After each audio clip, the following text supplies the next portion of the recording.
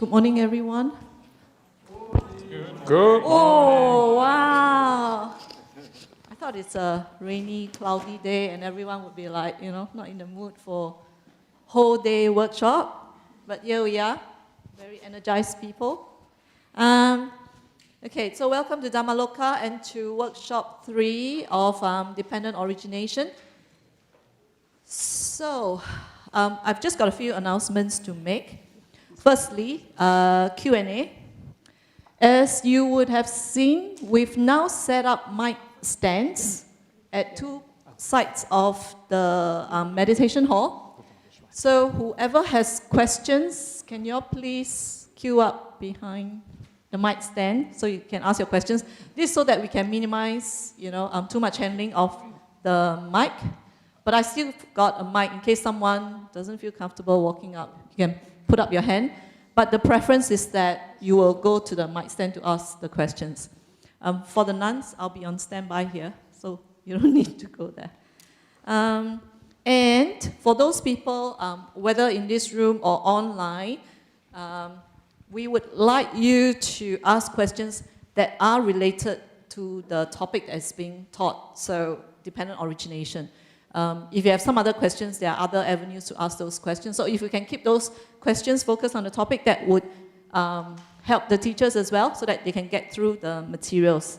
At the same time, Cherry's not here yet. I've got Cherry to arrange some papers because we got a feedback that some people might not feel comfortable asking the questions live. So feel free, we'll put some papers and pen in a basket. You can write your questions during the break, drop it inside the basket, and then we'll hand it over to the teachers for them to address those questions. Okay, as far as schedule is concerned, sorry, because we have to keep changing the schedule so that we are able to cover as much as possible. So for today, as usual, we are starting at 8:30, and then we'll finish around 10:30, so that gives enough time for the monks to get to the hall for lunch. So lunch will run all the way, and we're giving an additional 15 minutes because we thought it was quite rushed last week. So we'll have lunch until 12:15. So we'll be back here at 12:15, and that's when we will start the breakout session. And the breakout session will go from 12:15 to 1 o'clock. Then from 1 o'clock, that's when we will do session 2. So for those people who are attending the workshop live, please note that we are not live streaming the breakout session. So which means that you will have a long break from 10:20 all the way until 1 o'clock, where we start session 2. So session 2 will then run from 1 to 2:30.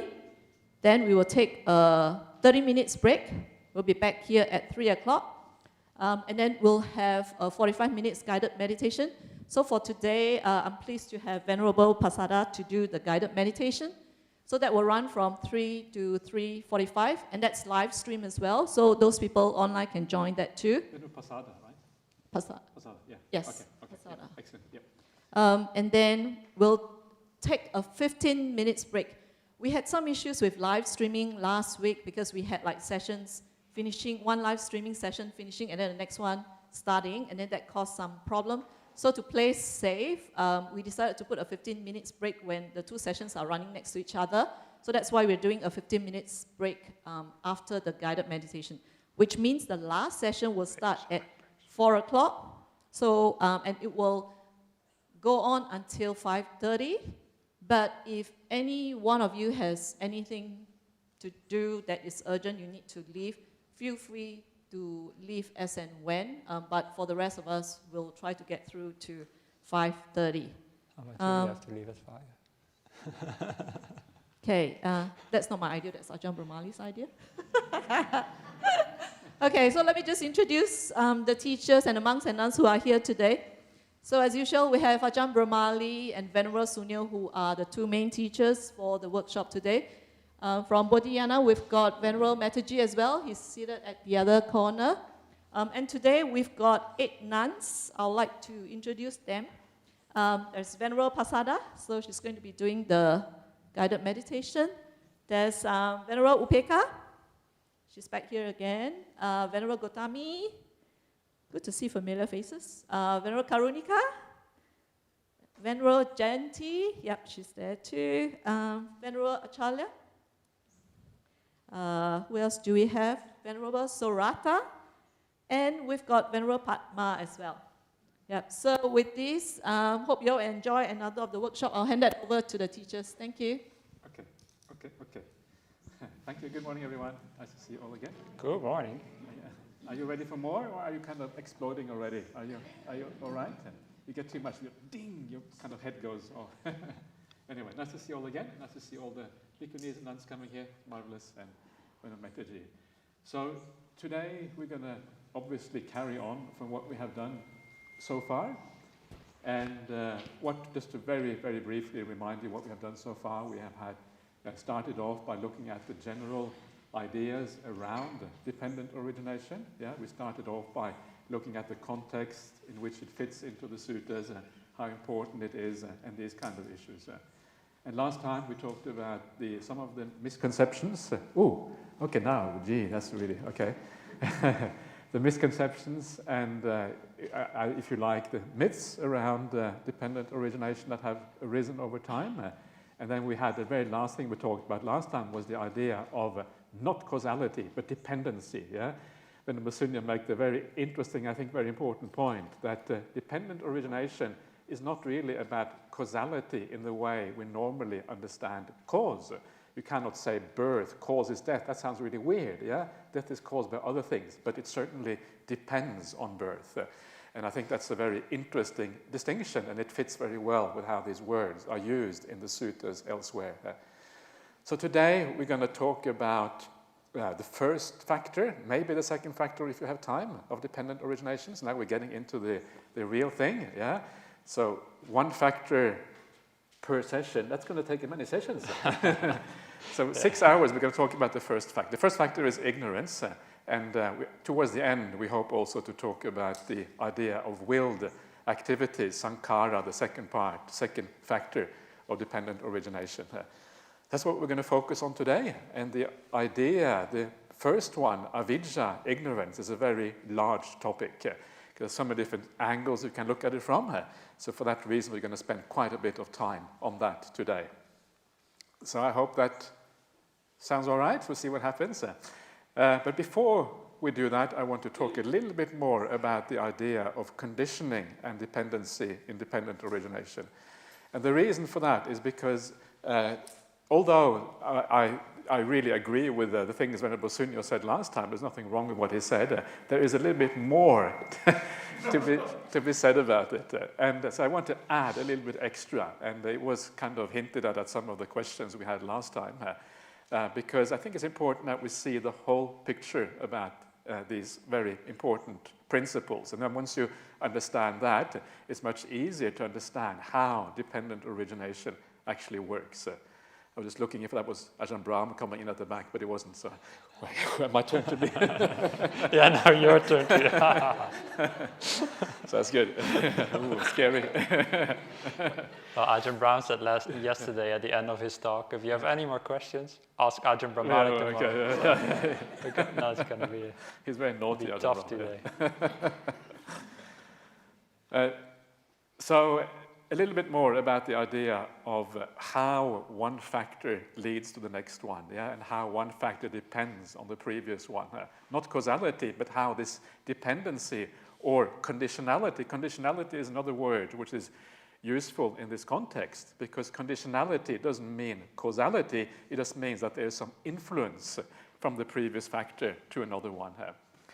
So I'm going to look at that, and I'll show you. So let's now go to the first slide. Can I just scroll on? No. Yeah, if the mouse is over here, then it works. Oh, sorry, that's that again, okay. Yeah. Don't know why. So one of the things that we mentioned last time, and I think is a very important point about dependent origination, that it comes in two modes, two ways of looking at it. And one of those modes is the arising mode, yeah, the arising of things.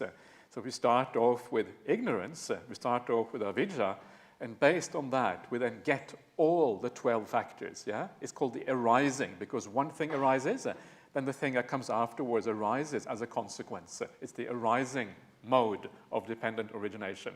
And this is problematic, yeah? If you have ignorance at the beginning, you always get dukkha, suffering, at the end. And this is the purpose of showing the ultimate causes of suffering in this way here. But so that is one mode. And the other mode, actually I should show you these modes because I have them here. So this is the arising sequence, yeah? So from ignorance you get willed activities or actions, and then from the willed actions you get consciousness, etc., etc., etc., all the way up to dukkha through all the 12 factors. So this is one way of thinking about dependent, or one mode of dependent origination. But there is the other mode, and that's called dependent cessation, yeah? The ending of things. And this goes as follows. So when you end ignorance, when ignorance comes to an end, then you get the end of willed activities. And from that you get the end of consciousness, all the way up to the end of suffering and dukkha. Yeah? And both of these sequences are very important aspects of dependent origination. Without the ending part, the whole thing wouldn't make any sense. And also with the arising part, obviously it doesn't make any sense. So both of these things are fundamental for understanding what this is about. So last time Venerable Sunyo talked about the idea of dependency, and dependency is about the cessation or ending part of dependent origination. Yeah? Because if you think of willed activities, it depends on ignorance. Yeah? So because it depends on ignorance, if ignorance comes to an end, you cannot have any willed activities.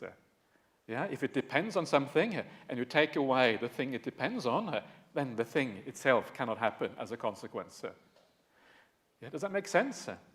Yeah? So sometimes you need a bit of time to get your head around these things. The idea is fairly simple. You just have to kind of sort things out in your mind. But this is the idea of dependence. And dependency then leads to the idea of cessation. You end ignorance. When you end ignorance, then willed actions must also end because they depend on ignorance. If ignorance is gone, they can no longer arise. And in this way, you get the arising or the cessation of the whole sequence all the way up to dukkha, up to suffering, because each factor depends on the previous one. Yeah? So this is the dependency, but this does not really explain the arising sequence. Yeah? In the arising sequence, it's different. In the arising sequence, what we have instead, we have one thing leading to the next one. It's not dependency, but it's almost like one factor is pushing the other one into existence. And I found this nice little quote on the internet, surprise, surprise, from the internet. So this is this one here. This was something I found at the University of Texas, and they talk about the causal fallacy. And this causal fallacy is that it's something you commit when you assume that a necessary condition is this idea of dependency again. Yeah, it's necessary for something else to arise. When a necessary condition of an event is also a sufficient condition for the event. So this is the distinction here, yeah, when we talk about and this gets a little bit technical, so if you don't gather it straight away, or you don't kind of understand it straight away, don't worry too much about it. But I think it's important just to kind of be complete about what is going on in dependent origination, yeah. So in the cessation sequence, we talk about necessary conditions. Avijja is necessary for willed activities. Willed activities are necessary for consciousness, etc. But in the arising sequence, we're actually talking about what is known as sufficient conditions. Yeah? Avijja is sufficient to give rise to willed activities. When you have avijja, when you have ignorance, you must have willed activities as a consequence. And this is why it is called a sufficient condition. Hopefully this will become more clear as I go through this. So this is a fallacy is to assume that these two conditions are the same. Yeah? A necessary condition of an event is also a sufficient one. Dependency is not the same as sufficiency.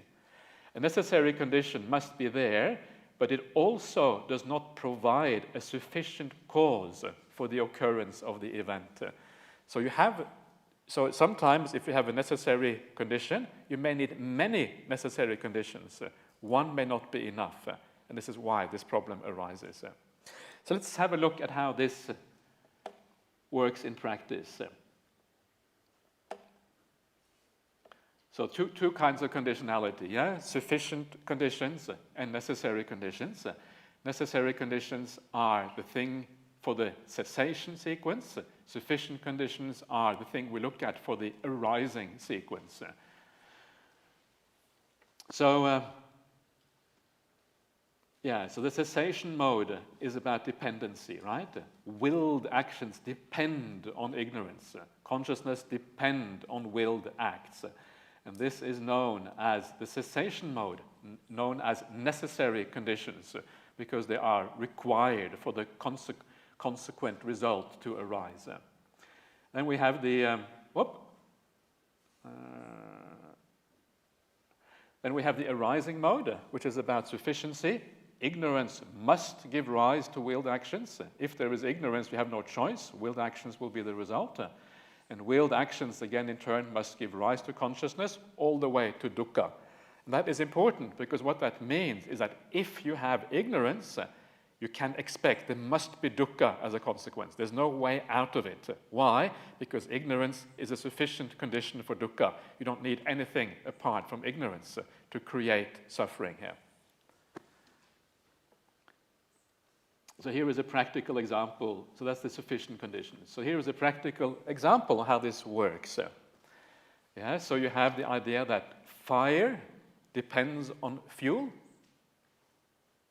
Fire depends on fuel. If you don't have any fuel, there can be no fire, right? Fire is a necessary condition. Fuel is a necessary condition for fire. It's necessary because without the fuel, you cannot have fire. So without fuel, no fire. I'm sure you can probably see why that is the case. Yeah, this is one of the requirements to have a fire.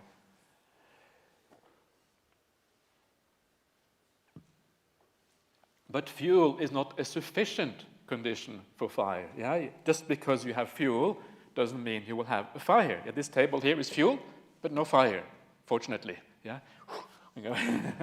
So fuel is here, but no fire. So it is not sufficient. And why is it not sufficient? Because we need more conditions to give rise to the fire. And one of those conditions would be like a spark, something to ignite the fuel. Without that ignition, then there can be no fire. So what that means is that for there to be a fire, there is two necessary conditions. One is the fuel, the other one is the ignition of the material. So this is why we need these two different types of causality here.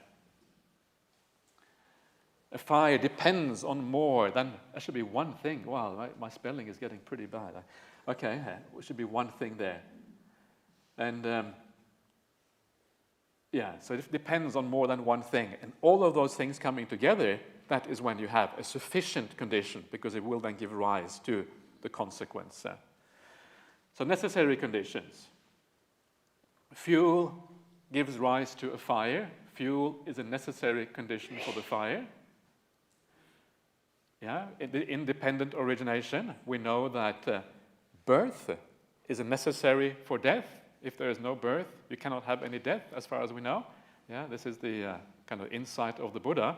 So you have to have birth for there to be death. So it is a necessary condition for dying. And then to contrast is then between the sufficient conditions. For the sufficient conditions, you have fire must give rise to heat. So fire is a sufficient condition for heat, because if there is a fire, there will always be heat with that fire. So this shows you the idea of sufficient condition.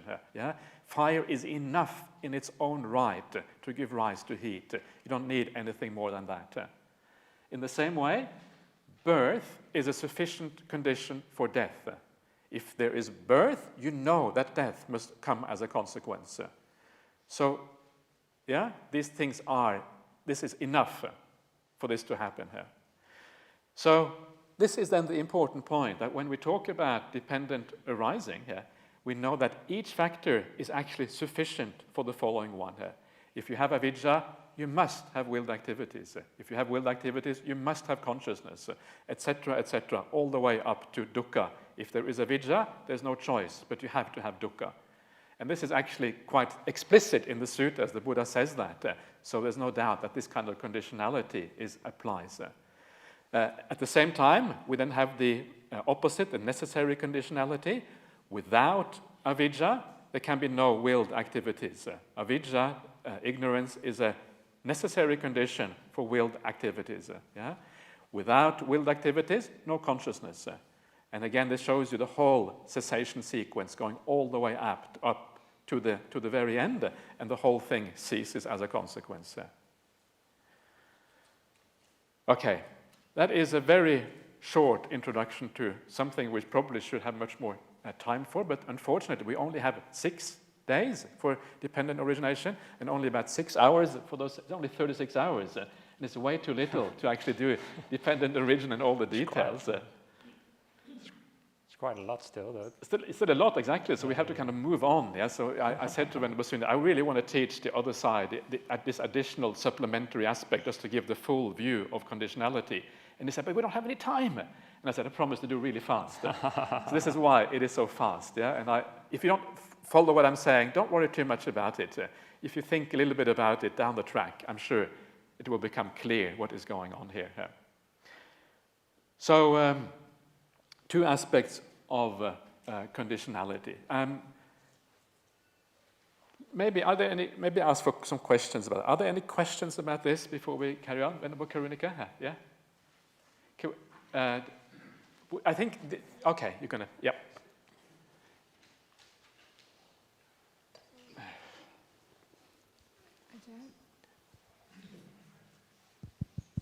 Ajahn, I have heard Ajahn Brahm mentioned when it comes to like feeling, it's not sufficient for craving. You must also have avidya.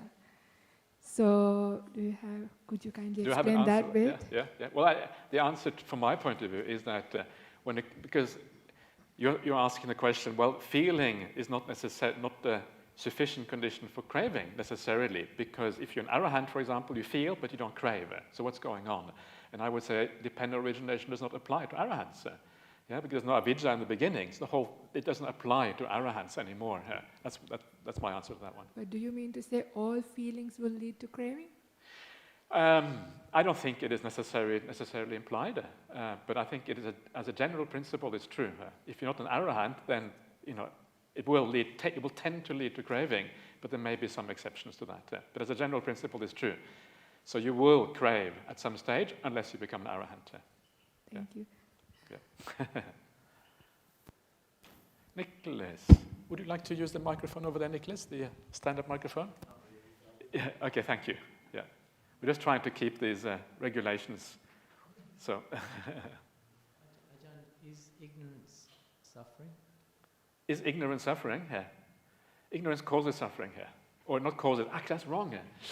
That's what's right. Ignorance. It's also right. It's also right. Okay. Thank you. Thank you, Venerable. I'm glad you don't say. Okay. Ignorance is a sufficient condition for suffering here.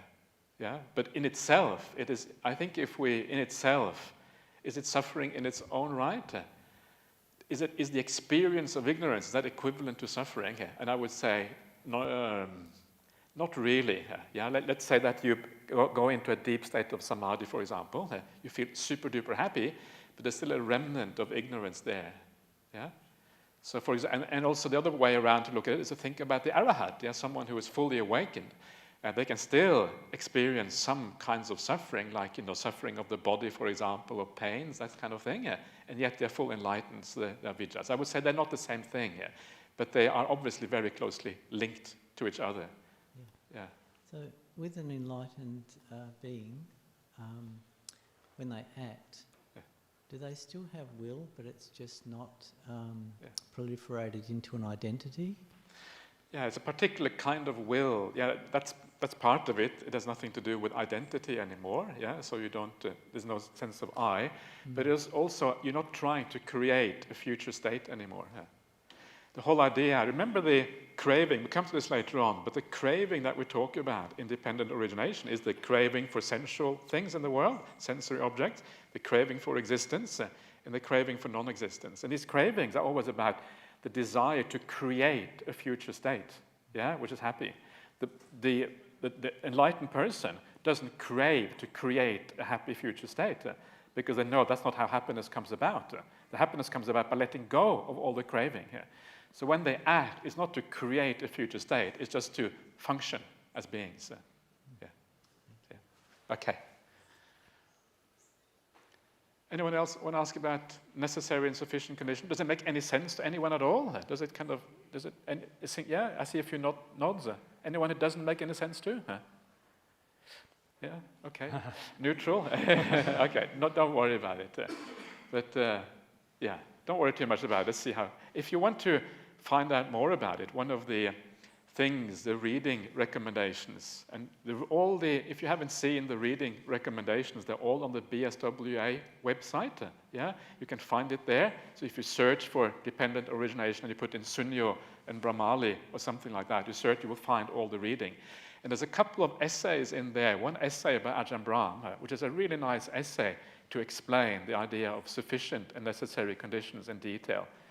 Here, Ajahn Brahmali was the one of the people who brought this idea into the idea of dependent origination, and it fits very well with how it works. So if you want to find out more about it, have a look at that essay by Ajahn Brahmali. Anyone else want to say anything? Yeah? Okay, maybe too early in the morning still. Let's see what happens. Let's have a short break, do a little bit of meditation, 5 minutes, and then we start the next session.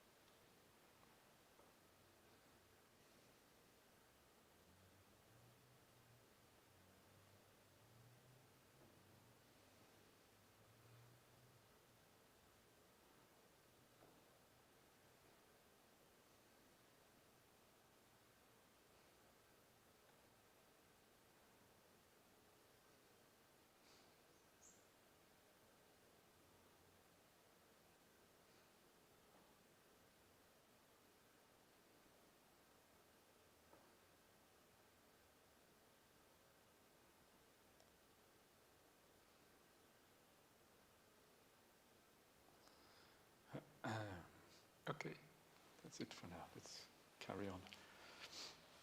So, Venerable Sunyo, would you like to continue? Okay. Okay. So we spent two sessions and a little bit more giving the broad outlines of dependent origination, like looking at it from a wider perspective. But now we finally come to like filling in the details by looking at the 12 factors in depth. So let me select the first. This one, hey? Must be this one. So, here are the 12 factors. Ignorance, will, acts, etc. And again, I want to emphasize that when you have an insight into dependent origination, it's not like these. You see 12 factors popping up in your mind, or it's not like a voice from the sky comes and says, Avidya, Paccaya Sankhara, and like, oh, now I'm enlightened. It doesn't work like that, right? This is also why we spent quite a lot of time just talking about things more in a more broad perspective, why we've mentioned so often that the general principle behind dependent origination is that dependent on defilements of the mind, like craving, there will be rebirth. And rebirth, that means suffering. That is like the general principle of dependent origination. And dependent cessation is, if you don't have defilements in the mind, if you're enlightened, then there won't be any rebirth. And then there won't be any suffering also, as it is explained in the Four Noble Truths as well. So these 12 factors, they give more detailed, a more detailed approach to this general principle. And some of these factors may relate more to some of us, and other factors may relate to others. So today we'll start with ignorance, which is a very common translation for the Pali word avidya. And I thought I'd start with a very wise philosopher that is very famous in Bodhinyana Monastery, because this philosopher has been inspiring Ajahn Brahmali a lot. And this philosopher is called Calvin, from Calvin and Hobbes. And I don't know if you can read this, so I'll read it out for you. I don't want to go to school, Calvin says. I don't want to know anything new. I already know more than I want to. I liked things better when I didn't understand them. The fact is, I'm being educated against my will. My rights are being trampled. And then Hobbes, this tiger, says, is it a right to remain ignorant? I don't know, but I refuse to find out. So here is Calvin, is like, he wants to be ignorant, right? He is like, I don't want to learn new stuff. But who is here? Who wants to learn new stuff? Who wants to get... Yeah. I want to just make the point that in the monastery, we have a secret. This is a secret. Nobody can tell anyone, so please keep this within this room. So in the monastery, we have a... Shut out the live streaming for a moment. So we have the... I'm kidding. At the back of the library in the monastery, we have a secret cupboard, Nobody's allowed to go there except for authorized personnel. So both Venerable Sunyo and myself, we are authorized personnel. I think, Metaji, are you also authorized? Yeah, you're also authorized, okay. And in there, we have this big sequence of Calvin and Hobbes cartoons sitting in the back. That's where this comes from. Yeah, this is where I found that, right. So the deepest Dhamma we find in that Calvin and Hobbes. Actually, it is quite deep Dhamma. It is quite deep, actually. Yeah. It's really nice, Some of them are really, really nice, like this one. So, who wants to be enlightened? Who wants to get rid of ignorance? Raise your hand. Who doesn't? Who is like Calvin and doesn't want to know about ignorance? Because actually, part of the illusion is, part of our mind doesn't want to get enlightened.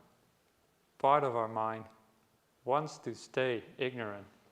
And this is a problem. This is why we're stuck in samsara. If our entire mind was willing to get rid of ignorance, we would have done it already. But deep inside of us, we are afraid to find out what the reality is. So we want to stay ignorant, right? We don't want to go to school, right? Like Calvin says here, I don't want to go to school. You don't really want to. This is school, is it? Yeah, we're at school right now, right? Yeah. So ignorance goes really deep, and this you can only really find out through meditation. So we can only tell so much here in these classes, and in meditation, that's where the real insights come, of course. But still, the Buddha taught, the Buddha started like the school of Buddhism for a reason, because the words the Buddha gave, they do actually teach us a lot as well. So this word that Calvin uses here, ignorance, this is a common translation for what is the Pali word, is avijja. But before we look at avijja, I want to have a look at what the word vijja means. So here is vijja, which is like, usually there is an A in front, then you get avijja, right? So what does the word vijja mean? Vijja really means, in Pali, literally means knowledge.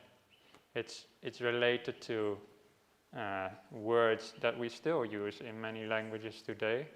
Like in English you have the word wisdom, which has this same kind of, starts with the same tone, right? You have vidya and wisdom. It's very much related, and it comes from the same root. These languages are related, and these words, they come from the same background. But in English, wisdom implies more than just knowledge. Yeah. Wisdom implies insight. But if you look at Pali, it tends to go more, vidya tends to be more just meaning knowledge as in like knowledge of facts or something. Yeah? But of course the Buddha doesn't use it in that way. When he uses the word vijja, he doesn't mean just knowledge of facts or knowledge of words. He means something much deeper. You know? So this is why I say here knowledge or insight is what it means in practical terms. So vijja, this word vijja, also related to in Germany you have the word wissen. How do you pronounce it? Wissen, that's it. Yes. And in Dutch you have weten, which is also related to vijja, and they both mean to know. What about Norwegian? Norwegian. Oh yeah. I told you before. Yeah, you told me before, but my Norwegian. Same as the Dutch, pretty much. Yeah. Oh, okay. Weten, maybe. Weten. Yeah. Danish, you have weten. Yeah, weten. Yeah. Wetenskap. Yes. Yeah. So all these words, they still, in all the languages, are sort of the same. And maybe some of you are familiar with Hinduism, and they have the Vedas, those texts of Hinduism. I'll come back to those later, but the word Veda and Vidya are essentially the same word, actually. So those are also very much related also. And I'll come back to that later. There's more. Can I say there's a couple of more things? Yeah, there's a couple more things. Yeah. Keep them all. Yeah. So the other words that vijja is related to is the English word wit. Yeah.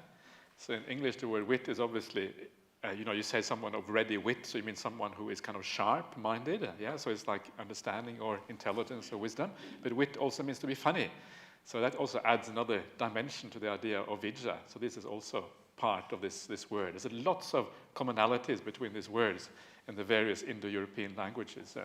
Another word, I just went Pindabat with Ajahn Brahmali this morning, yeah? And as usual, we got masses of food. You go Pindabat, you have enough food for not 20 monks, for about 50 monks or something. It's just enormous. It's very sweet, yeah? We're just doing that on the Pindabat here. So we walk Pindabat, and when we go Pindabat, we normally chat a little bit when we walk Pindabat.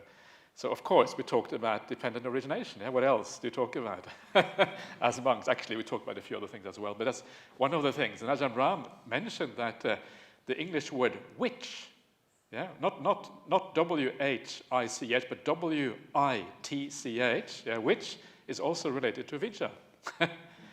And this says something about the idea of Vijja. You know that in the sutta that use Vijja for all kind of knowledges, yeah? All kind of sciences or whatever. Like magic knowledge. Like magic knowledge, yeah? It's actually specifically used in the suttas as well as a magic knowledge, the word Vijja. And then, of course, a witch is someone who has access to magic knowledge in exactly the same way. So that is another side to this word. It's very, very multifaceted and has many angles to it, yeah.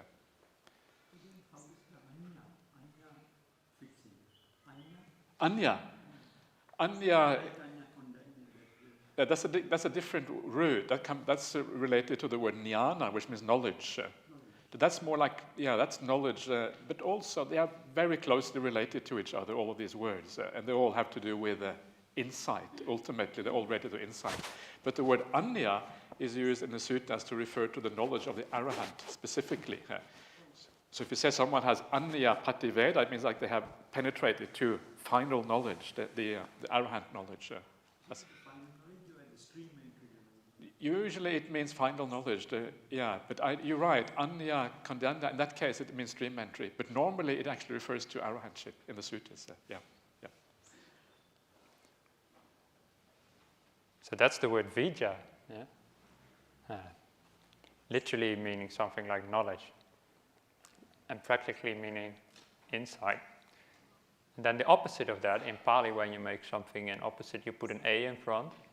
So we have here avijja. So that would literally mean not knowledge, right? And usually translated ignorance. And somebody in some other one of our sessions before made a point that they don't like to be called ignorant. They don't like this translation. And I actually feel the same. The word ignorance carries some sort of, like a negative feeling or something. And also it sounds like ignorance sounds to me like you decide to not look at something. Like you decide to be ignorant of something. Does that make sense to people? Does this word sound to you in the same way? Yeah. Maybe it's also my lack of English knowledge. We don't have the word ignorance in Dutch, so I have to relate to it a bit differently. But ignorance sounds like, a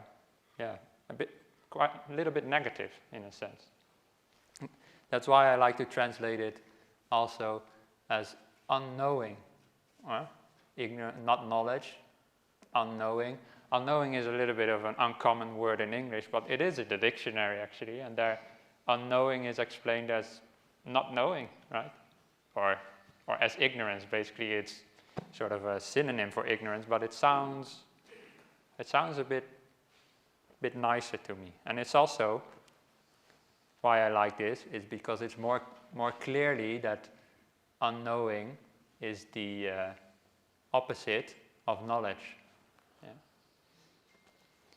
It took me a long time before I even found out that the word Vijja and Avijja were opposites, because when I started reading the suttas, I read them in English, and I read terms like ignorance and true knowledge. This is Bhikkhu Bodhi's translation for Vijja, and that's what he commonly uses. But it wasn't clear to me that in Pali those are clear opposites, because the words in English, ignorance and knowledge, they're not clearly related as clearly as in Pali. So So throughout the slides that will follow, I will use unknowing and instead of ignorance, just because I personally like it a bit more. So I use unknowing for avijja. Ajahn. Yeah. Are you finished with that line? I don't want to stop you. Just saying. At the end. Yeah. So we will see why the Buddha uses this word avijja, which literally means like not knowing. Why he uses this? We will see that. I will explain that why I think he does. But in practical terms, not knowing sounds like you just don't have enough knowledge inside of your head, like you just don't have enough information. That's sort of what it sounds like.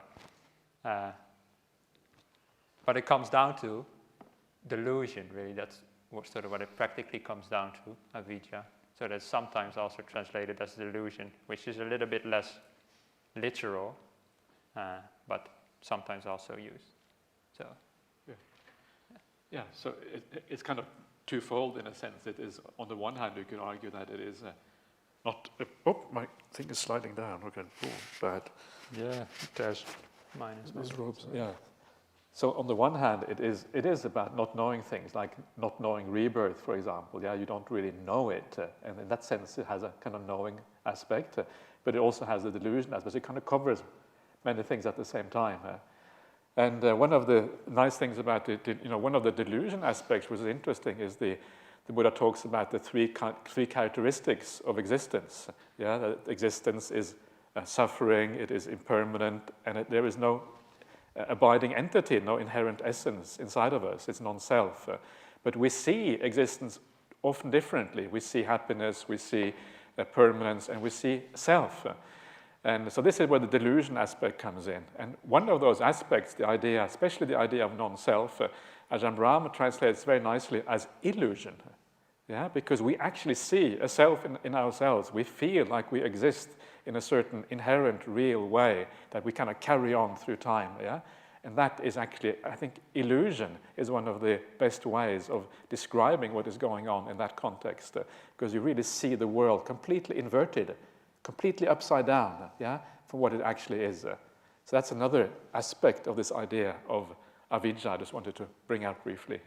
Yeah, and we come back to that later also, to those kind of things. Yeah.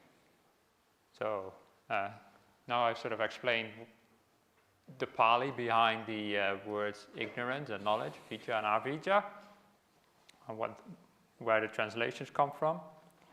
So when you talk about something like avijja, there's so many angles you can take, and depending on your personal preference, you can decide, I'm going to talk about this, or depending on whatever insight you have. But I picked a few topics that I think are nice for a course like this, right? Because in a course like this, we have a bit more time to go into depth, and we can look a bit more at early Buddhist texts and historical background and things like that. In other courses, like meditation retreats, that is the right context to talk a bit more about meditation and stuff like that, which we will also cover here. But I thought it would be nice for this kind of context to talk about, first of all, about what knowledge means for other religions in the Buddha's time, right? Because the Buddha would have been influenced by other religions when he chose certain terms. So I want to look at knowledge in Jainism and Brahmanism, what it means to them. Then what is unknowing, what is avijja in the suttas, how does the Buddha define it? Then bring up some similes that the Buddha gave for avijja, for unknowing. There's actually a lot. He uses all sorts of different similes, different parables for unknowing. But I'll just point out a few that I like.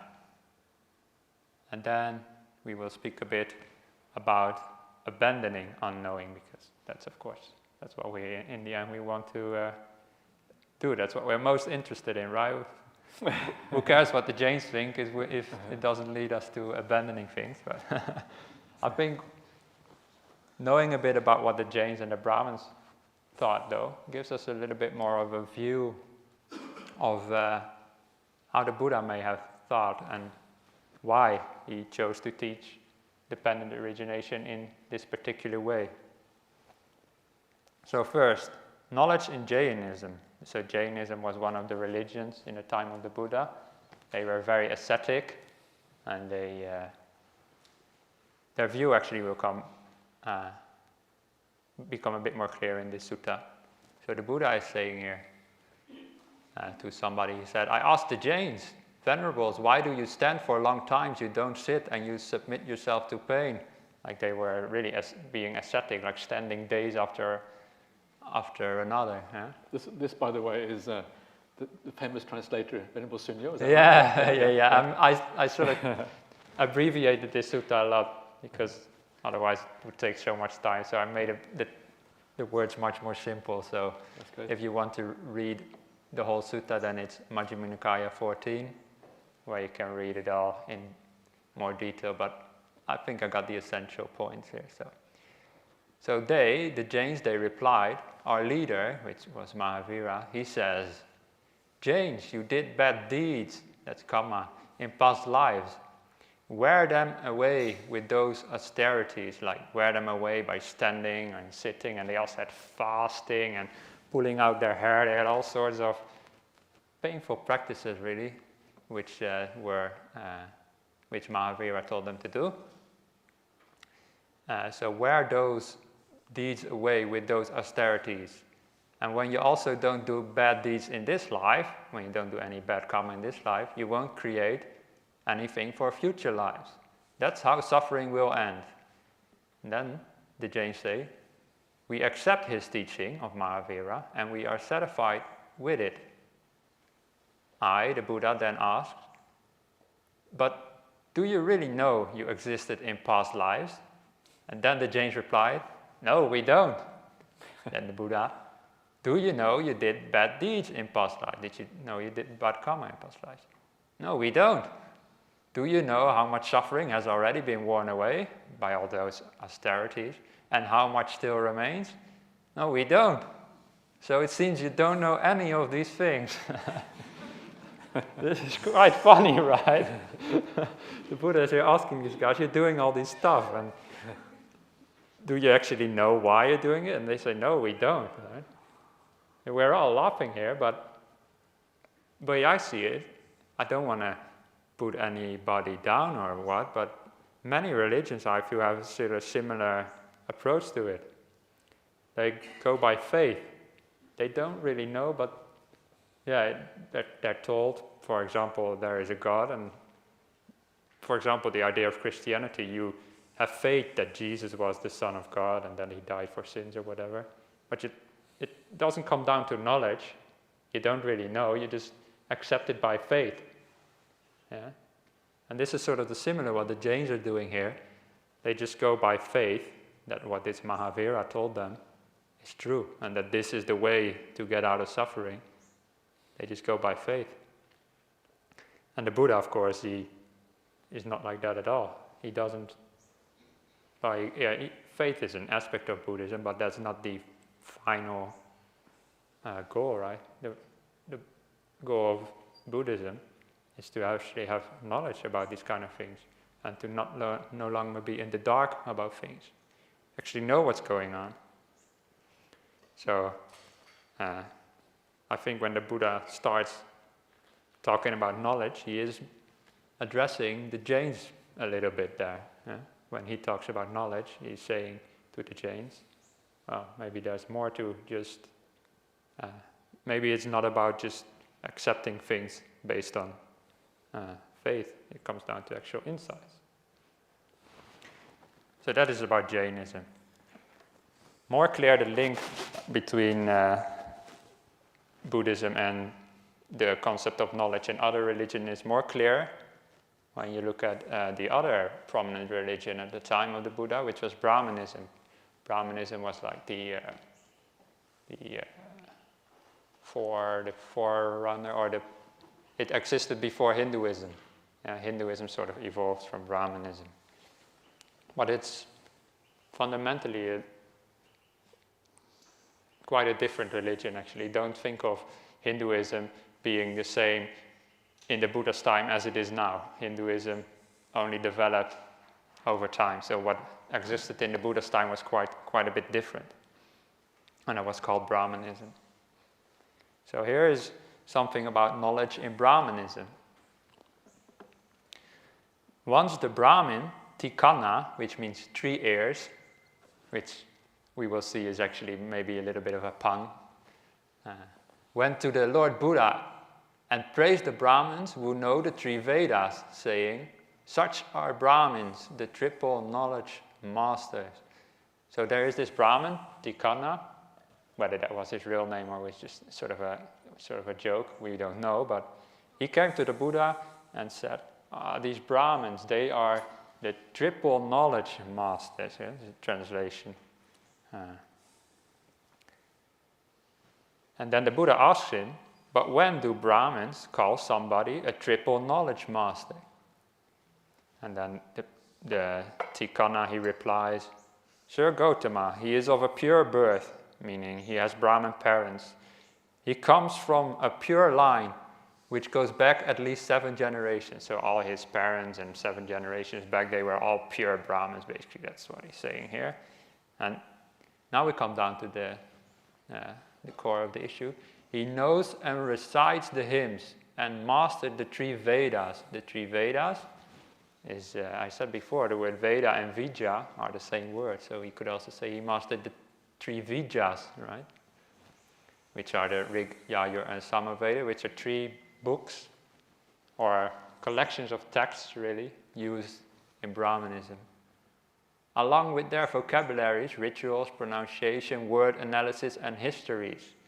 He knows linguistics and grammar and is learned in cosmology and the marks of a great man. Him we call a triple knowledge master. So this is a Brahmin here explaining what to them is the utmost of all Brahmins, right? What is the utmost priest for them?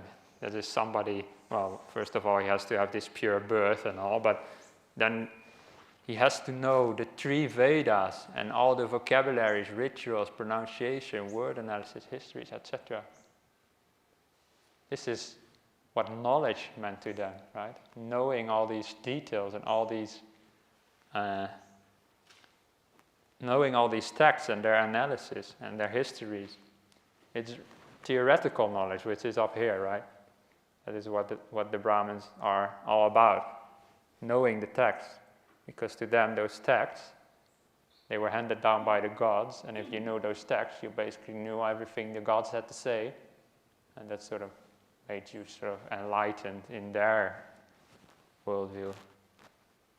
And you have to know that this kind of way of looking at the concept of knowledge was very influential in the Buddha's time, because the Brahmins, they had a lot of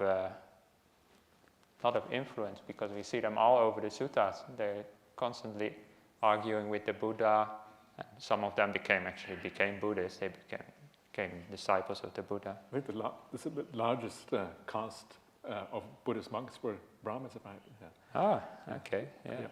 So many of the monks, they were apparently Brahmins. So they had a certain concept of knowledge was very present in society. And of course, the Buddha, when he talks about knowledge and avidya, not knowledge, I think he is actually addressing that, and it becomes more clear when we continue this sutta later on some of the further slides. Then you see that the Buddha is specifically addressing this kind of knowledge when he's talking about knowledge. Yeah. You know, one of the interesting things as well about the Vedas and what distinguishes them from the Buddhist way is that the Vedas were secret. Yeah? They were kept by the Brahmins. They weren't taught to anyone else. Whereas in Buddhism, the idea of vidya is something you share with everyone because it's supposed to make you happy. Yeah, it's supposed to give you an advantage to develop yourself in the right direction. But for the Brahmins, the reason why they had a secret, obviously, because it gives them a certain amount of power. Yeah, so the whole idea was very different.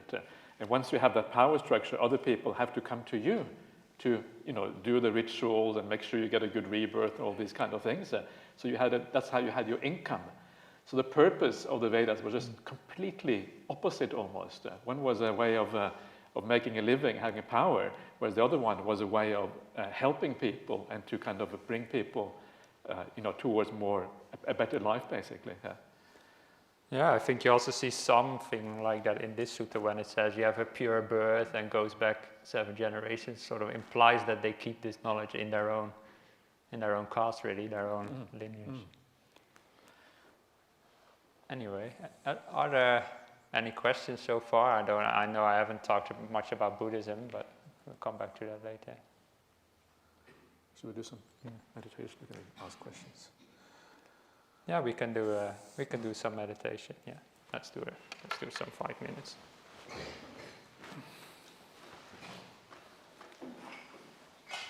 And Jake, after that, got the video, so you can prepare for the YouTube.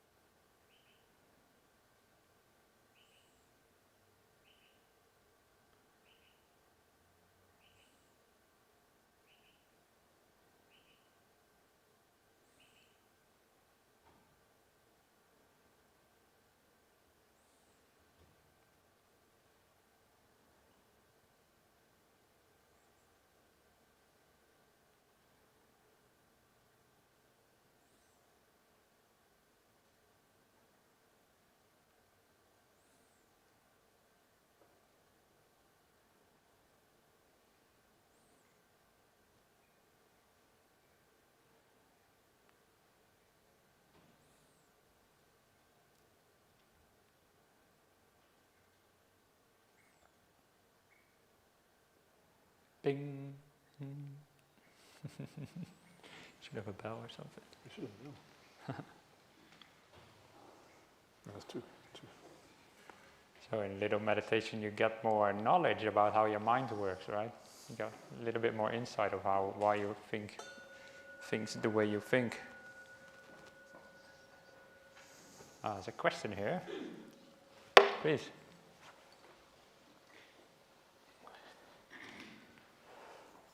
Importance of right knowledge is what really is in front of us on the screen. For what good is knowledge if one is not knowledgeable about right things? Would it be fair to say that the question is related to the Eightfold Path, the first one, right view? Is it all right to say that right knowledge, as a matter of fact, is right view, is the question? I'll come back to that later, actually, because that in the past used to confuse me a bit. But in brief, they are not the same, but they are, of course, related. But I have actually got some very specific answer to that later that I think you'll like. And if that doesn't answer your question then, please come up again and then I'll see if I can answer it again. Yeah. In one of the next slides. But to give you some more... Do you want to ask a question? Venerable.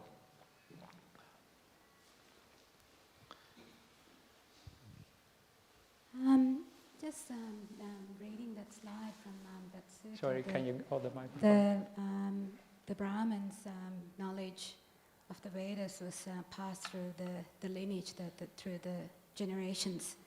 And then the Buddha, when he started his teachings, it was through oral transmission. So it's just curious, the books that the Brahmins had, were they more advanced or were the Buddhists later in actually getting them down into scriptures, into written form? Yeah, the Brahmins, they didn't have books. I used the word books, but actually at the time of the Buddha, there were no books really. So it was all done by oral tradition. And actually, I've got a video that I would like to show that gives you some more of an idea of this oral tradition, and it gives you some more idea of what the concept of knowledge, like knowledge of text, knowledge up here, what that may have meant in the society at large before the Buddha came along.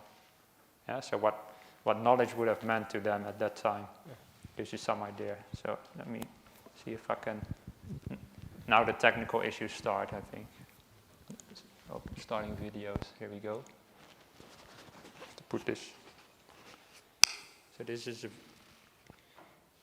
this video for people who want to look it up on Google. It's called The Tradition of Vedic Chanting. I think you can find it on YouTube. It was made by UNESCO or something.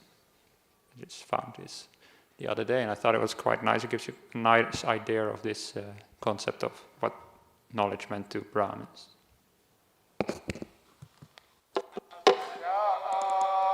And offer insight into the early development of several fundamental artistic, scientific and philosophical notions, such as the concept of zero. Vast corpus of Sanskrit poetry, philosophical dialogue, and ritual incantations that were developed and composed in India by the Aryans. Regarded by Hindus as the primary source of knowledge and the sacred foundation of their religion, the Vedas embody one of the world's oldest surviving cultural traditions.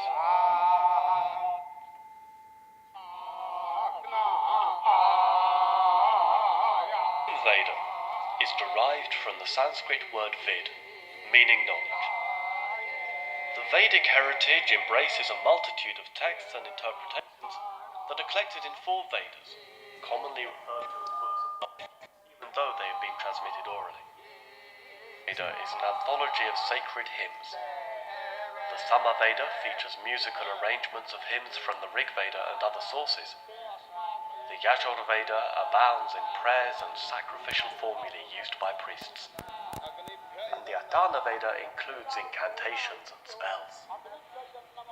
This also provide an extraordinary historical panorama of Hinduism and offer insight into the early development of several fundamental artistic, scientific and philosophical notions, such as the concept of zero.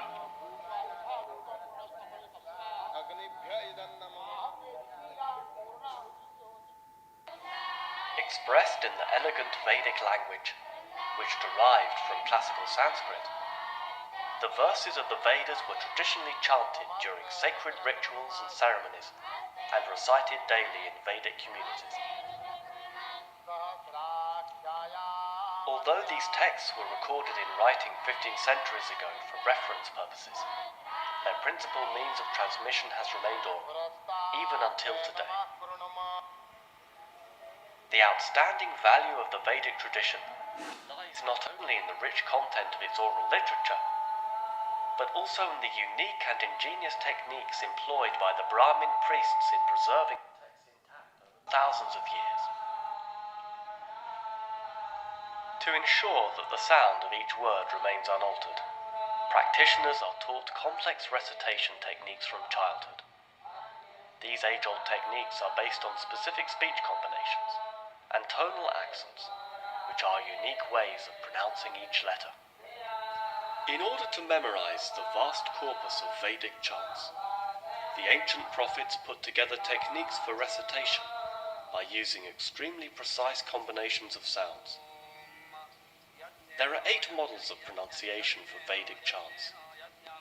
Here is one of them, Jatapata. 2 words repeated the right way round, and then backwards.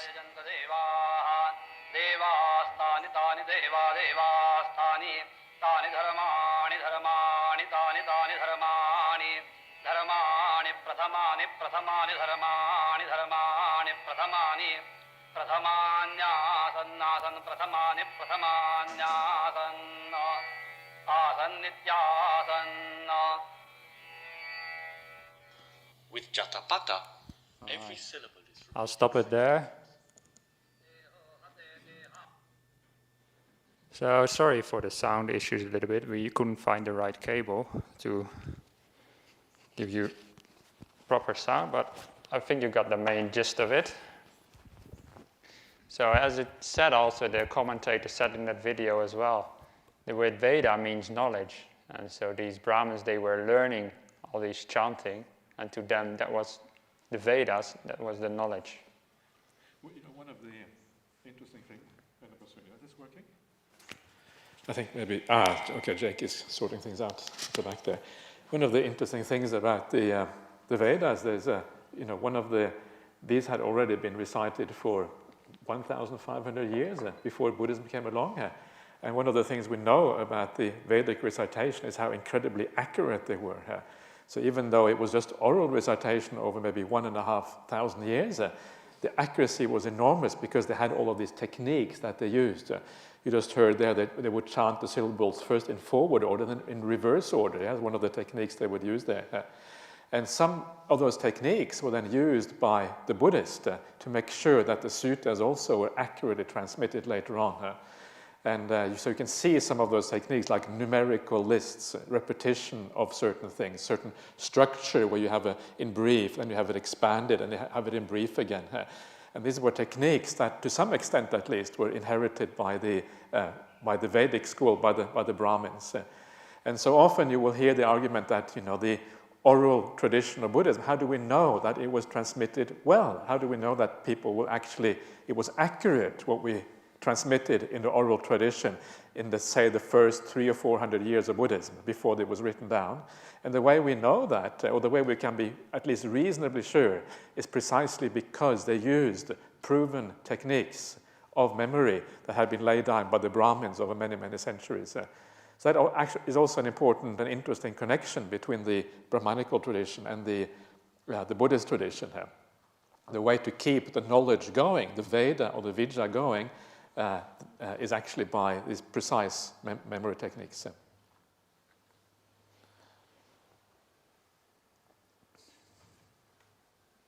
So back to the sutta that we were talking about earlier, where this Brahmin says to the Buddha, the Brahmins are really good, they have the triple knowledge masters, those who know the three Vedic texts. Now the Buddha replies to him, Brahmin, a triple knowledge master in the Noble One's training, well basically saying in my training, is different from a Brahmin triple knowledge master. Then how do you become a triple knowledge master in the Noble One's training, Sir Gautama? So the Noble One's training is the Buddha's training, right? How do you become a triple knowledge Buddhist, really? Not a triple knowledge Brahmin, but a triple knowledge Buddhist. How? This is the Buddha. Then, after you fully withdraw from the physical senses, from the five senses, and unskillful states, the hindrances in the mind, you enter the first jhana, the first deep meditation state. And the sutta continues, followed by the second, third, and fourth jhana. I just abbreviate that. And then the Buddha says, when your mind has attained samadhi like that, you direct it to remembering past lives. This is the past life memory that the Buddha is talking about here. You recall many past lives, 1 life, 2, 3, 4, 5 life, 10, 20, 30, 40, 50, 100, 1,000, 100,000 lives. Right? Wow, that's a lot. That's what the Buddha is talking about here. Many eons moving up in samsara, we're getting better rebirth. Many eons moving down in samsara, getting worse rebirth. And many eons moving up and down. You go up and down in samsara, better rebirth, worse rebirth. Yeah? Imagine having an insight like that. Having 100,000 lives, remembering 100,000 lives. Wow. That is something really, a different kind of knowledge than just knowing the text, right? This kind of knowledge really, this will change your life. It's really, even just recalling one life would change the way you look at life. Imagine this, remembering all this. And you remember your name, your clan, your family basically, or your surname or something like that. Your appearance, what you look like, your food, what pleasure and suffering you experience, and how you died. Oh no. You remember how you died 100,000 times? Wow. This must, first of all, this kind of insight, it must take an incredible mind to be able to do this, of course. How long does it take to recall 100,000 lives? Yeah, I don't know. Maybe 100,000 lives now. You can recall things much quicker than they happened, of course. And you remember passing away, passing on basically into a next life and taking rebirth somewhere else. You remember this process of dying and being reborn again. You remember your name there too, your clan, your appearance, your food, what pleasure and suffering you experienced and how you died. You remember passing away from there and taking rebirth here basically in this life. In such a way you recall many past lives in detail. That is the first knowledge you obtain. So the Buddha is really here talking to the Brahmins about this concept of Vijja that they had, and then really turning it upside down. Like real Vijja is not just reciting some texts. It's real deep insight into the nature of life. And this is the Buddha here sharing this with us. So this is it's really deep stuff. But this is just the first knowledge, right? What more is there then? The Buddha continues. When your mind has attained samadhi like that, you direct it to knowing the death and rebirth of beings. You see beings passing on and taking rebirth, having high or low birth, in good and bad places, becoming beautiful or ugly. You understand beings move on according to their deeds, their karma.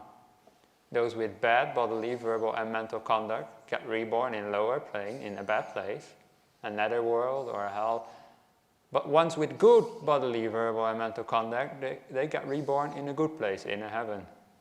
In such a way, now this is wrong translation, but in such a way you see beings passing on and taking rebirth and understand that they move on according to their deeds, according to karma.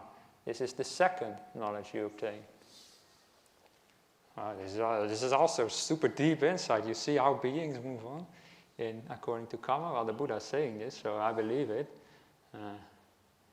And earlier on, me and Ajahn Brahmali and the other monks, we were having breakfast, and Ajahn Brahm said, you're going to talk about avijja today, and about the Tevijas. And I said, yeah, well, I'm a bit uncertain actually, because how can you talk about avijja if you're not fully enlightened, right? You don't know what you're talking about.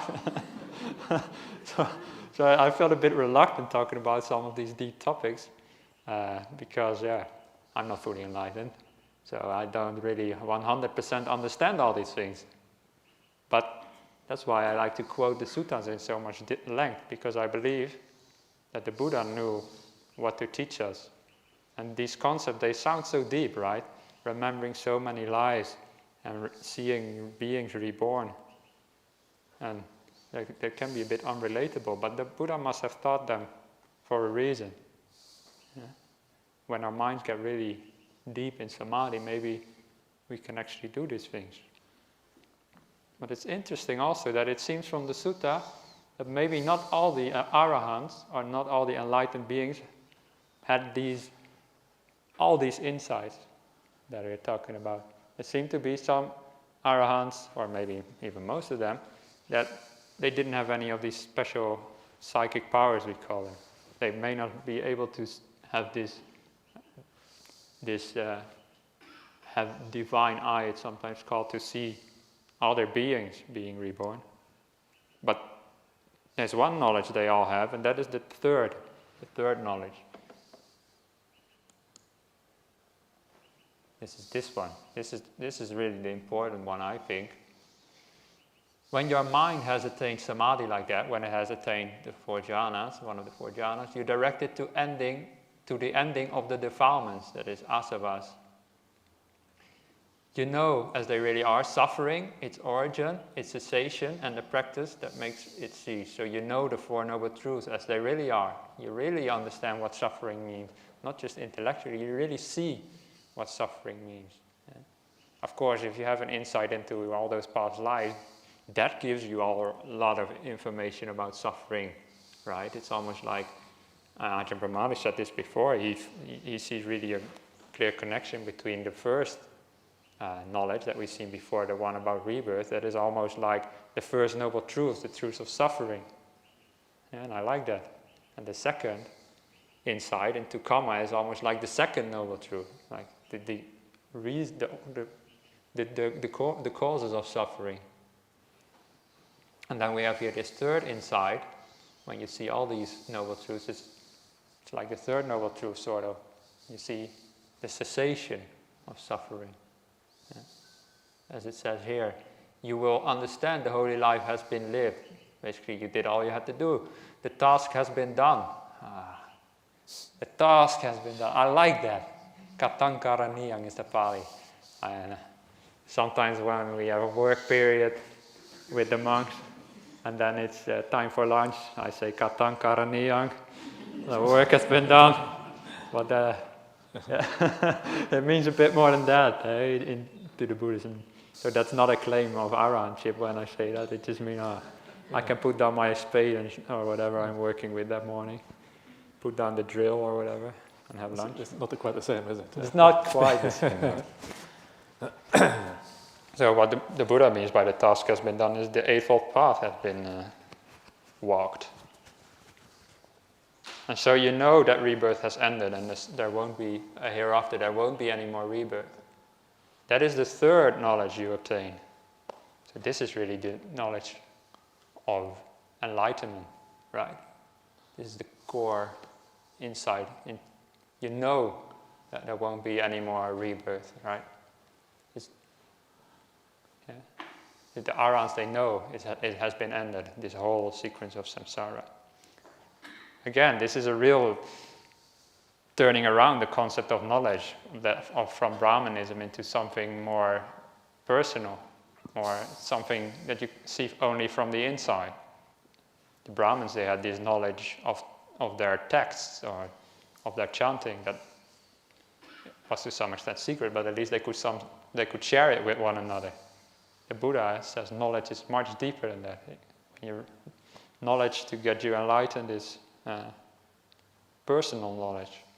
So in a sense, knowledge may be a little bit of a misleading translation in that kind of sense, that we think of knowledge more like up here, right? Knowledge you don't really speak about the heart, really.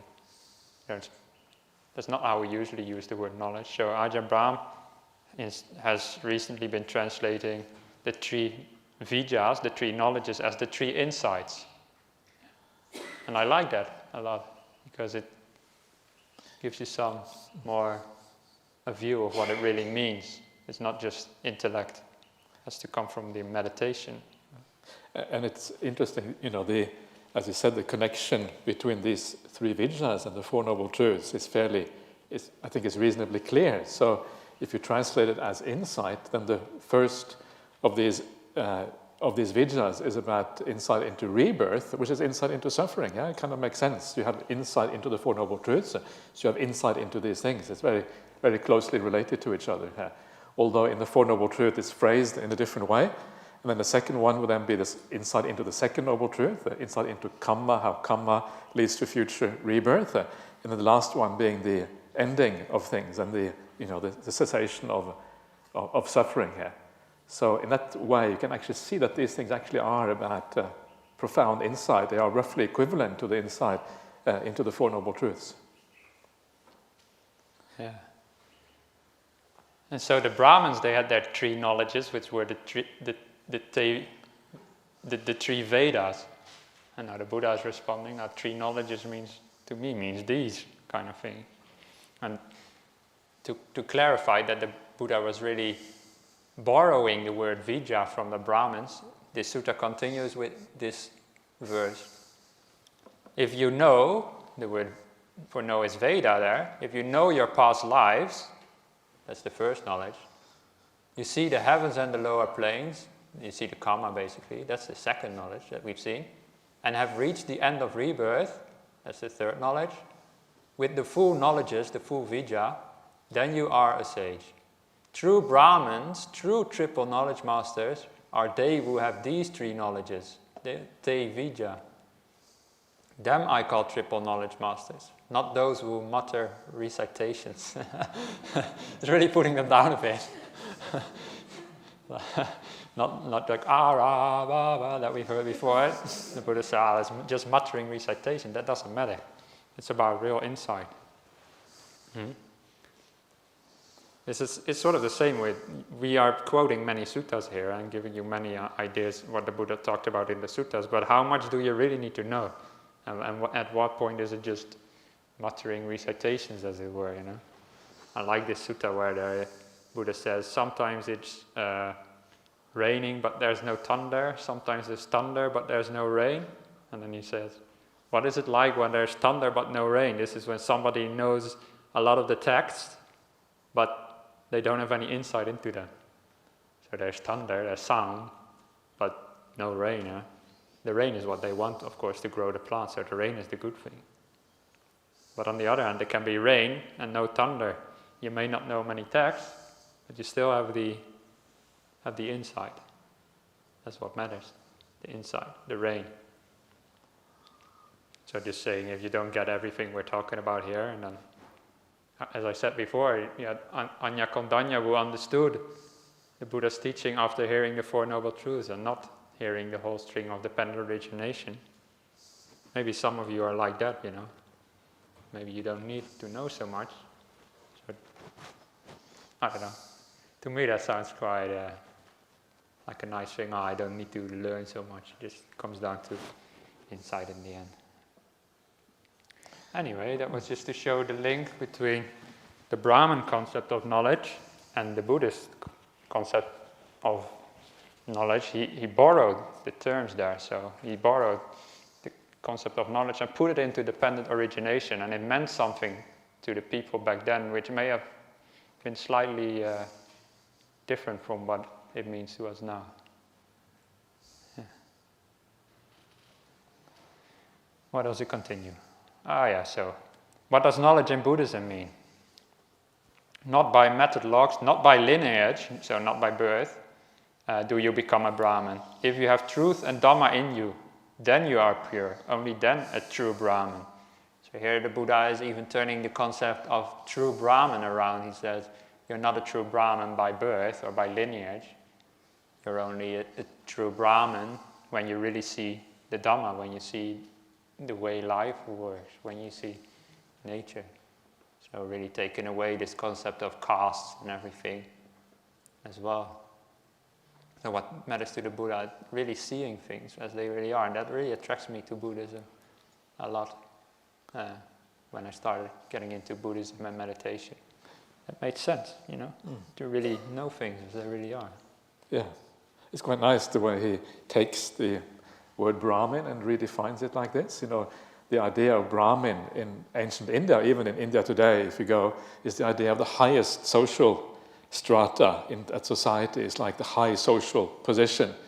Yeah, and it was fixed. You got born into that caste and it was fixed, and there wasn't really any possibility of moving into the Brahmin realm. But the Buddha then changes it completely around, and it says that the Brahmin has to do with your character, who you are as a person. First of all, your sila, but then ultimately about your insight. So it changes the whole thing around, and it makes it, instead of making it some fixed thing at rebirth, you actually can do something with your life and make yourself into a Brahmin if you live in a good way. So it's it's a much more attractive way, I think, from a modern point of view, that you can actually, we all have the ability to do something with ourselves in this way, make ourselves into a true Brahmin rather than a Brahmin by kind of agreement or whatever. Yeah. Social convention, maybe the right word. Yeah.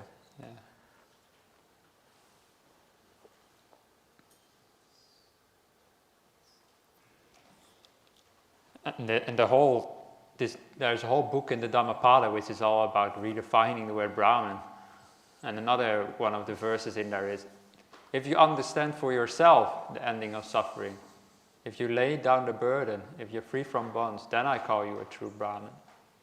Again, if you understand for yourself, that's the whole point here. I'm sort of making the same point again and again, but to me it really means something that the Buddha is saying. You have to understand these things for yourself, because it not only makes it more interesting to me, but it also sort of impels you to practice, right? If knowledge was just something up here, you just read some books and that's it. But if you really have to understand things for yourself, that really sort of the Buddha is saying here, do your meditation practice and really look inside yourself. It's really quite inspiring to me, actually. So this is just a little bit of a background of the concept of knowledge, how the Buddha redefined it. And he redefined other terms in dependent origination as well, but now I'm just looking at this one. So we know now the concept of knowledge. What was the avidya? How did the Buddha define that? We see here, if you understand for yourself the suffering, and we've seen before, if you understand for yourself the Four Noble Truths, then that is knowledge to the Buddha. So, what is unknowing? What is avidya to the Buddha? What is unknowing? Not knowing suffering, its origin, its cessation, and the practice that makes it cease. So this is not knowing, not really, a better translation maybe, not understanding or not having insight into suffering in its origin and the cessation and the practice that makes it cease, the path. Not having full knowledge of the Four Noble Truths. That is how the Buddha defines avidya. Right. This is from the Nidana Samyutta, number 12, the second sutta in that book, and it defines all the factors, the 12 factors of dependent origination. It gives an explanation for each of them. That's why I've included this one here. It's a very central explanation for the Buddha, for avidya. And yeah, what else do I want to say about this? Not much. But this brings me to the question that you asked before. What was your name again? Ed, the question that Ed asked before. He asked about the difference between vidya, like knowledge, and right view, right? Are those the same or not? And that's a really good question, because that same question I used to have before I read the suttas in more detail. Because we have here the definition of avidya, unknowing, but another definition from another sutta for right view. What is right view? Knowing suffering, its origin, its cessation, and the practice that makes it cease. Right? Now, if you compare these two suttas, it sounds like right view is the opposite of avidya. Yeah, Ed, are you following? It sounds like if you had right view, you don't have avidya. From these kind of definitions like this. However, if you look at the sutta in a more broader perspective, then you will see that these are actually not opposites, because right view is more preliminary. Right view is sort of what sets off the path. Right view is when you understand things from the perspective of view. You sort of see things correctly. You sort of see suffering, its origin and its cessation, but you don't understand it 100%. You don't understand it fully. Maybe you could say you understand it 20% or whatever. Yeah? I'm just giving a random number here, but you don't understand 100% what suffering is. That is only the Arahants' territory. They understand 100%. So the Arahant, they have full understanding. So they have the vidya, they have the real insight into the Four Noble Truths. That, again, I'm not an Arahant, so I don't really know 100% what that kind of insight actually is like. But it's different from, from stream winning, which has right view. Stream winning has right view, and they have a partial understanding of the Four Noble Truths. And it's not clear from these definitions again, but it becomes clear when you read the suttas as a whole, that there is this gradual increase in understanding that starts with stream winning. Well, it's sort of you already increase your understanding before stream winning, but stream winning, it really starts to take off. That's really where you really sort of know the Four Noble Truths. And that's where the first point, where your avidya, where your delusion starts to get really decreased. But it's not fully gone yet. Yeah? The avidya is only fully gone when you're really fully enlightened. Ajahn, you have anything to add to that? Just the idea of partial understanding, what that actually means in this context. And the point is that understanding here, the view of the Arahant is the same as the view of the stream enterer. It's not understanding in that sense. The stream enterer already has the full view of reality. Yeah? This is what it means to be a stream enterer. It means that you see the Dhamma for the first time fully. Yeah? So what partial understanding means is not that. What it means is that that view hasn't yet fully made its impact on your mind, so that sometimes you still misperceive. Sometimes you still think in the wrong way, because the view doesn't always inform your thought processes. Sometimes you forget that right view, or because you get busy with things in the world or whatever it is, and because of that you forget what is going on, so your perception and thinking is distorted. But as soon as you are reminded, as soon as you sit back and you calm down and your meditation comes back or whatever, then that right view is there. So the view is correct for the stream enterer. So in that sense, he has full understanding, or she has full understanding, but it's just that the mind tends to drift away from that understanding when you're not clear about things. So that is the first point. The second point I wanted to make, if I may, just that when we talk about understanding here, it is very gradual. Yeah? When you start to read the suttas and you start to think about the Dhamma in the right way, you're actually already building up a sort of sub-aspect of right view and right understanding. You're already heading in the right direction. Yeah? So, for example, if you start to understand the nature of human life, about dying and about attachment and these kind of things, already there is a degree of right view there. You're already building this up somewhat. And this affects dependent origination because you are reducing avijja. And I'll look at this in much more detail this afternoon because this is about the connection between ignorance and willed activities. As you reduce the ignorance, as you reduce the avijja, it affects how you live. You start to live differently, yeah? And we all know that. You start to become more kind, you start to become more caring, you start to reduce your ill will and all these kind of things. You start to reduce your desire for all the worldly things.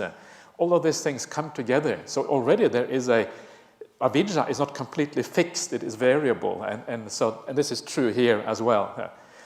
So that is one aspect of avijja. The other aspect of avijja is that it is temporarily and it is fluctuating, but there's also an absolute aspect to it. Yeah? So when you have an insight, it flips your view completely. So it is gradual, and it also has this idea of a revolution in your mind, a revolution in consciousness, where it flips around and suddenly you see things different.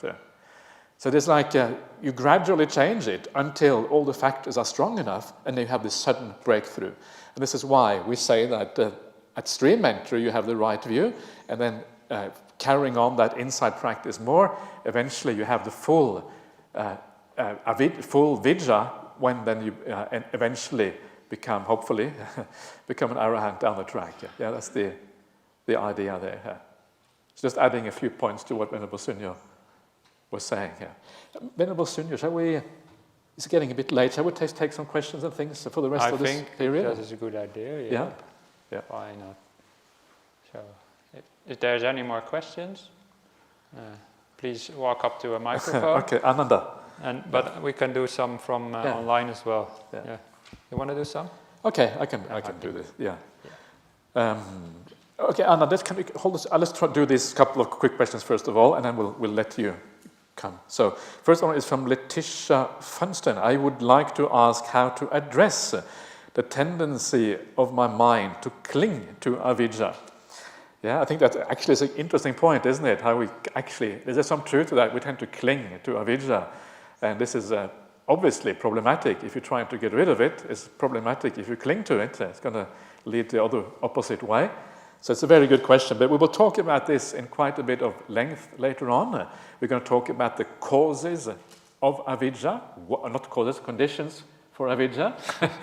And no, we can't use the word causes anymore. The word cause is banned from any dependent origination course. It's good also. So we're going to talk about the causes, and we're going to bring it back to the very most foundational reason why we have ignorance, why we have delusion, in other words, why we have avijja.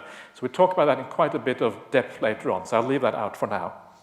Second one is from Indira Fernando. Hello, Indira. Question, can you please mention the three knowledges in summary? That's for you. Yeah. Well, so the first knowledge was the knowledge of past lives. You remember past lives. The second is understanding karma, how that influences rebirth. But also, when you read the full thing, it also, you see it for other beings as well, not for yourself. That's the interesting thing. And the third one is basically the knowledge that you are enlightened. So it's past life, memories, the knowledge of karma, and the knowledge of enlightenment. Those are the three, the te vijja. Yeah, and again, it seems from the suttas that not all arahants have all these three. Some may only have the last one. Thank you, Ajahn. Just a very quick one, that right view and right knowledge, Ajahn. Is it coming on the book 10, right knowledge? That is, right view is the first book, if you like. Yeah. And right knowledge is the Jnana Dassana, that which is coming in the... We normally go only on the fold part, 8 books. Yeah. But it does contain the last one as the right knowledge. Is that right? It contains two more, Sammajnana and Sammavimutti, so right knowledge and right liberation, the tenfold path, yeah, when you add two factors. So I think what is happening there is that the eighth factor of the Noble Eightfold Path is Samma Samadhi, the jhana states. And from that, if you look at the way the sutras work, the deep samadhi always leads to yata, bhuta, jnana, dasana.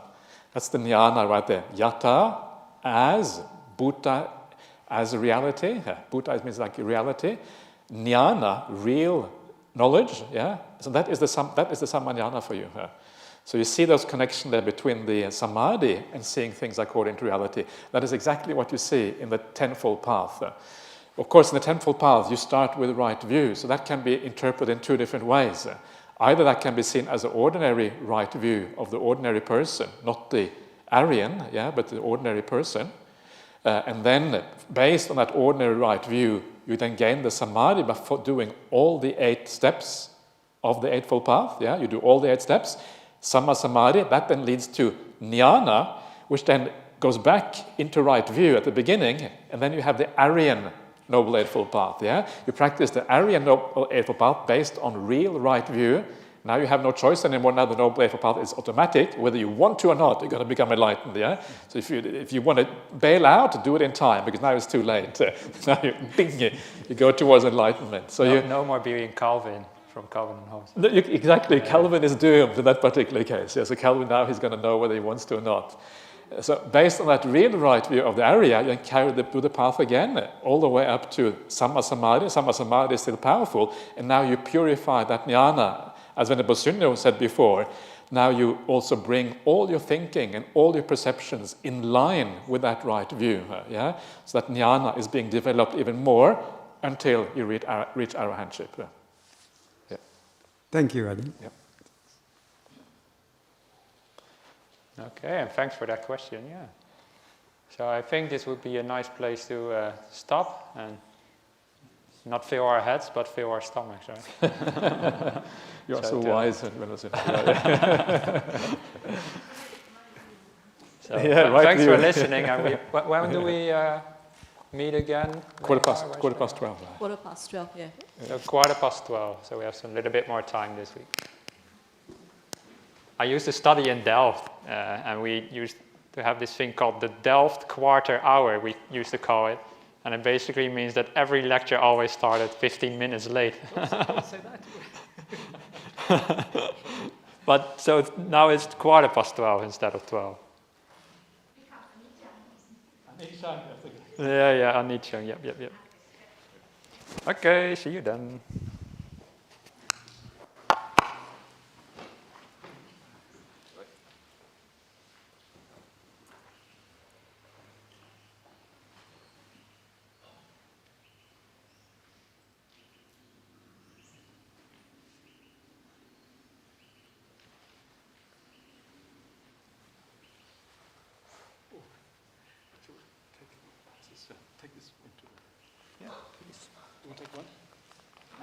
Can you take it for me?